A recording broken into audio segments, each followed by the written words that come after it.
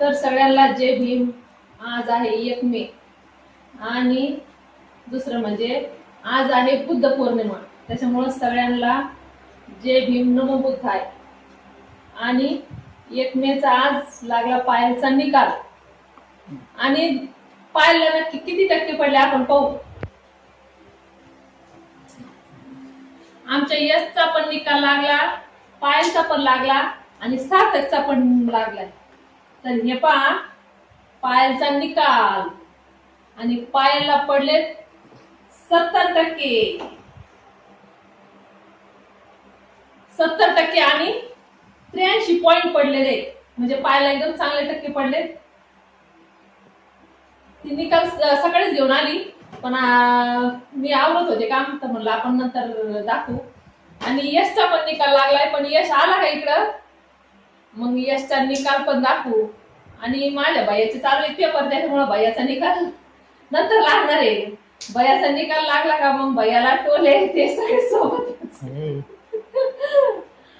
तर आज 1 मे म्हणजे कामगार दिन आहे. तर पायलने निकाल आणला आणि आज कामगार दिन पण आहे, महाराष्ट्र दिन पण आहे. यांच्या सगळ्यांना माझ्या कुटुंबाकडून सर्वांना हार्दिक शुभेच्छा. तर आज तर सुट्टीचा दिवस राहतो म्हणा, सगळं बंद राहतं, त्याच्यामुळे काम काढायचं काही हे नाही. आज माझ्या बाईला पण सुट्टी, त्याच्यामुळे बाई माझी आराम करते. जेवण बिवणं केले, तिकडं मळ्यात जायचंय आम्हाला. त्या पायलला सोडवायला सकाळी आली, ती काही गेली नाही. मम्मी तिची जाणार होती लग्नाला, तर म्हणलं मग जाऊ. पण मग बाईला त्यांना म्हणलं तुम्ही जा, मी आले तर नंतर येईन. आज यश पण येणार आहे, त्याचा निकाल घेऊन पाहू यशला किती टक्के पडलेले. किरण मामा गेलेला होता बाहेर गाडी घेऊन ना, त्याच्यामुळे मग काही यश ते आलेले नाही. तर पाहू. आज आरूचा पण निकाल आहे, आराध्याकडे जायचंय. पण आता काय म्हणते काय नाही, कसं जायचं, कारण की चौघांना एका गाडीवर जाता येत नाही.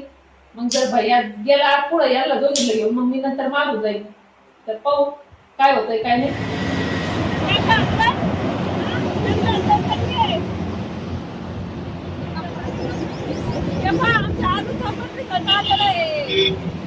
आणि आमच्या आरूला सगळे येवण आहे, येवण. आमची आरू इतकी हुशार आहे आणि भाषण एकदम भारी करती. बाबू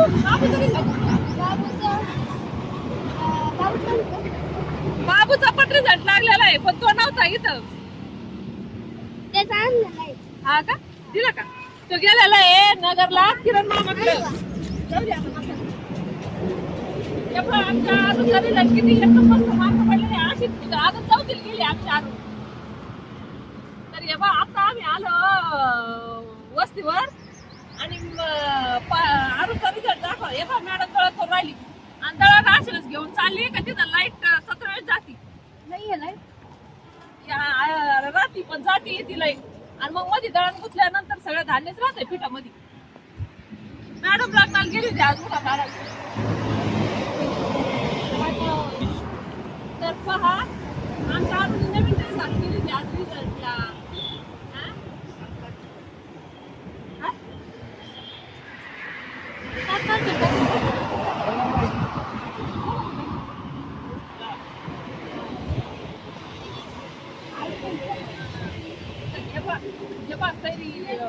पाऱ्याने काय रेकॉर्ड राहिल्यात आता. मोठं मोठ्याने केशर आंबा इतका भारी लागतो ना, झाडालाच पिकून येते, तोडीत नाही ते, आतमध्ये ठेवीत नाही. झाडाला पिकलेले आंबे लय भारी लागत. तर झाडाला जर पिकलेला तर तुम्हाला नक्की दाखवू. असा होता आजचा आमचा ब्लॉग.